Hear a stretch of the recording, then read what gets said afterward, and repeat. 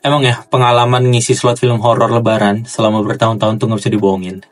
Jadi MD Pictures, Awi Suryadi, dan Simple Man, formasi pemecah rekor film terlaris Indonesia ini akhirnya balik lagi. Dan kali ini mereka ngebawa film Pabrik Gula untuk jadwal film lebaran 2025. Gue udah nonton versi uncut yang 21 plusnya ya, yang 1 menit lebih panjang secara durasi dari versi 17 plusnya. Ya secara cerita sih ini sebenarnya gak gimana-gimana, gak ngejelimet, dan bagi gue gak susah gitu buat ditebak. Tapi untungnya cerita ini solid karena cukup berhasil diramu oleh seorang Lele Lela ya sebagai penulis screenplaynya, ngebikin penceritanya tuh jadi lumayan ngalir, penuh misteri dan teror yang bikin gue tegang dan teriak-teriak kaget gitu. Terus ada juga porsi komedinya yang lucu banget. Jadi film ini tuh berasa kayak roller coaster yang gak terlalu ekstrim tapi cukup enjoyable buat diikutin. Ya meski gue ada catatan-catatan ya soal karakter-karakternya yang gue rasa kurang dieksplor dan didalamin lagi. So langsung aja kita bahas, oke? Film Pabrik Gula ini sendiri inspired by true event dari Simple Man ya. Jadi harusnya sih beda true event sama true story. Tapi karena gue nggak ngikutin threadnya, jadi ya gue kurang tahu secara spesifik nih apa bedanya. Yang pasti kalau nyebutinnya true event, ya harusnya sih bukan based on true story ya. Premisnya nyeritain tentang sekelompok anak muda, yaitu Endah yang diperanin Ersya Aurelia, terus Fadil yang diperanin Arbani Yasis, terus Hendra yang diperanin Buki Mansyur, terus ada Wati yang diperanin Wafi Jihan, Ningsi yang diperanin Erika Karlina,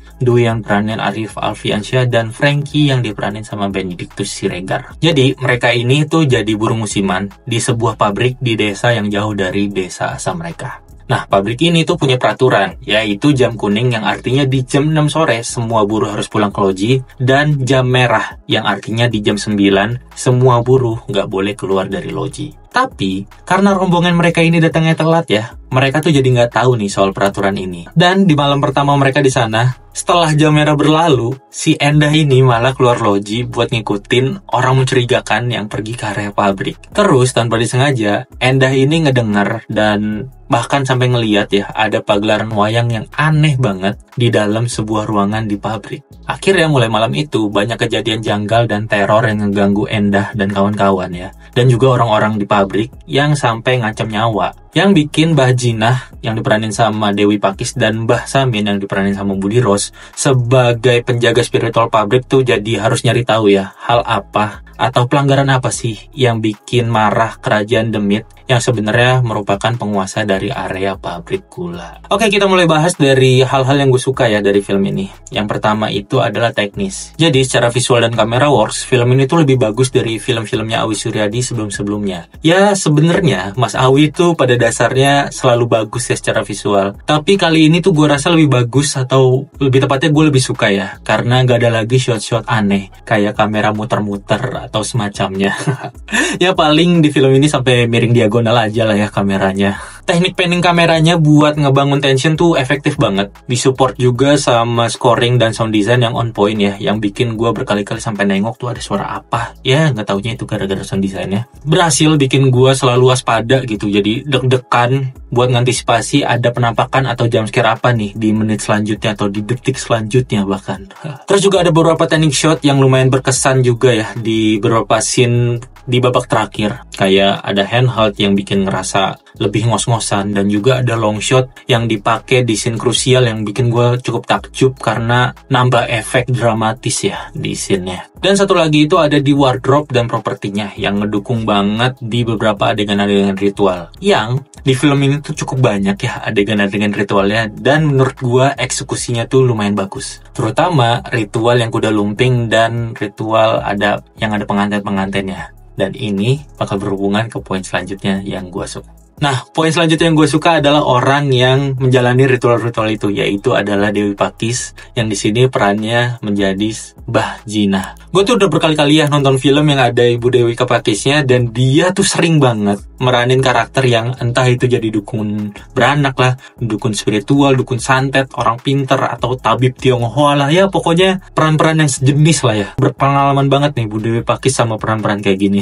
Dan di sini dia tuh kayak ngumpulin semua pengalamannya tadi buat ngasih performance yang jauh lebih ekstra. Dia tuh sampai berkali-kali ngelakuin ritual yang pakai koreo atau gerakan-gerakan yang menurut gua tuh lumayan challenging ya secara fisik. Apalagi buat ibu-ibu yang usianya hampir 70 tahun kayak Ibu Dewi Pakis ini. Dan literally sepanjang film, dari awal dia muncul sampai filmnya habis tuh dia ngasih presence yang kuat banget. Yang buat gua dialah yang nge-carry atau ngegendong film ini secara keseluruhan ya. Pokoknya dia MVP lah. Dan poin berikutnya atau poin ketiga ya yang gue suka dari film ini yang menurut gue layak diapresiasi juga, yaitu adalah cara berceritanya yang gak jelimet dan enjoyable. Film ini tuh kayak aware ya kalau orang-orang tuh udah banyak yang tahu ceritanya dari threadnya si Simple Man. So dibanding ngasih misteri berlapis dengan plot twist atau belokan-belokan plot yang gak terduga, ceritanya tuh malah kayak sengaja gitu ngasih hint atau petunjuk yang cukup jelas buat misteri-misterinya tuh kebuka sendirinya tanpa ada rasa ngagetin. Pokoknya filmnya tuh kayak mentingin penceritaan yang terasa ngalir, yang akhirnya bisa nganterin penonton sampai ke titik klimaks di mana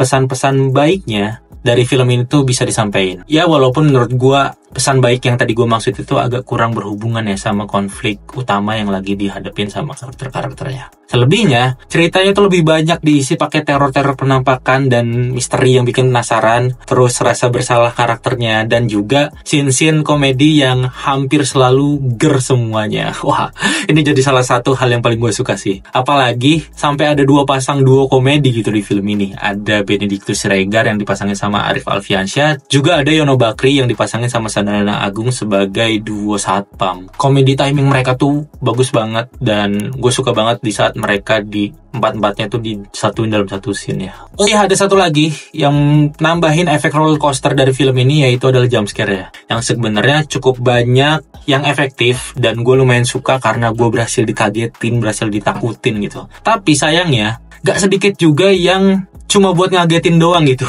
kayak gak ada meaningnya dan malah bikin kesel, yang kadang jadi berasa berlebihan dan kebanyakan. Oke, tadi itu poin-poin yang gue suka, dan sekarang giliran gue mau bahas poin-poin yang kurang gue suka atau ada catatan-catatannya ya. Jadi poin pertama yang gak gue suka dan menurut gue cukup krusial itu adalah karakternya yang kurang kuat. Jadi karakter-karakternya tuh gak punya latar belakang kenapa mereka mau atau harus kerja di sana. Terus sebenarnya tuh kedalaman persahabatan mereka tuh sampai udah sejauh mana sih, itu tuh gak dikasih lihat di filmnya. Ya sebenarnya gue cukup bisa memaklumi sih karena ensemble karakternya tuh cukup banyak ya. Jadi demi semua perannya tuh dapat porsi yang seimbang, mau gak mau kedalaman karakternya tuh jadi nggak terlalu digali. Ya terutama ada di karakter utamanya ya, yang gue pun sempet nebak-nebak loh. Ini karakter utamanya tuh Endah dan Fadil kan ya.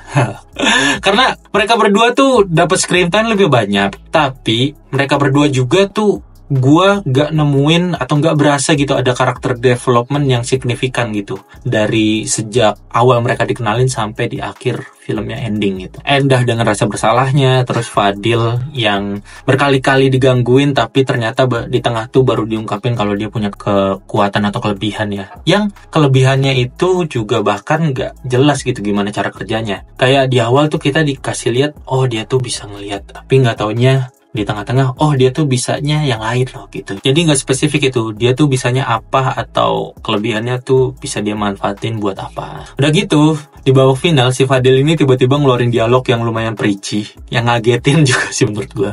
Dan sebenarnya harusnya nggak jadi masalah ya kalau dari awal karakternya dia dikasih lihat suka ngasih nasihat-nasihat ke temennya. Tapi masalahnya itu tuh tipis banget, nggak terlalu ditunjukin gitu di sepanjang filmnya. Yang kalau dipikir-pikir ya, dialog yang gue maksud tadi itu malah berasa lebih cocok kalau keluarnya tuh dari mulut Mbah Jina atau Mbah Samin.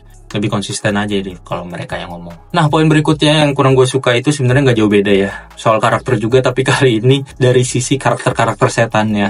Jadi setannya itu tuh banyak, tapi nggak ada penjelasan spesifik gitu apa peran mereka dan gimana cara main mereka gitu. Jadi ada Maharatu, ada Baphomet, ada setan yang ngerasukin, ada yang ngehantuin Endah, ada yang ngehantuin Fadil, terus setan-setan korban kebakaran dan lain-lainnya. Yang setan-setan ini tuh muncul, bahkan sampai ada yang ngejar-ngejar dan kontak fisik, tapi nggak jelas tuh rules of the game-nya tuh apa. Munculnya karena apa, tujuannya mereka juga apa gitu, dan perannya mereka tuh apa di kerajaan Demit yang disebut-sebut terus gitu. Bahkan ada yang sering banget disebutin nih, tapi nggak jelas nih dia wujudnya yang mana. Yang gue sayangkan adalah rules of the game dari setan atau terornya tuh bisa bikin setan-setannya ini tuh lebih ikonik gitu.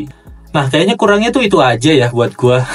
Gak Gak banyak emang, tapi gue rasa cukup krusial. Karena kayak yang tadi gue bilang, secara cerita film tuh ini cukup ngalir dan enjoyable, bisa dinikmati lah gitu. Tapi karena kita gak dibikin terinvest perasaan ke karakter-karakternya, gue pribadi jadi gak terlalu ngerasain empati gitu ke mereka. Gak rooting for them, gak ngerasa kasihan, ya kayak kosong aja gitu. Terus karena setan-setan pentingnya tuh gak ikonik, yang malah setan-setan figurannya lebih ada ceritanya ya.